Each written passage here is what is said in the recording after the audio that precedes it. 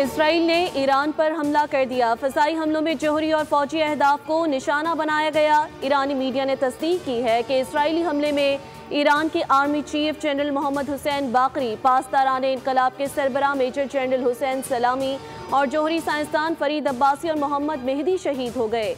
ईरानी supreme leader Ayatollah Sayyid Ali Khamenei के मुशीर बराए कौमी सलामती अली शमखानी भी शदीद ज़ख्मी हैं। ईरानी दारुल हुकूमत तेहरान, करमान शाह और खुरमाबाद समेत मुख्तलिफ शहरों में ज़ोरदार धमाकों की आवाज़ सुनी गई। तेहरान में पासदारान इनकलाब के सदर दफ्तर को इसराइल ने निशाना बनाया। ईरानी सरकारी टीवी के मुताबिक तेहरान के शहर रिहायशी इलाके पर इसराइली हमले में मुतादिद अफराद जाँ बहक हुए हैं।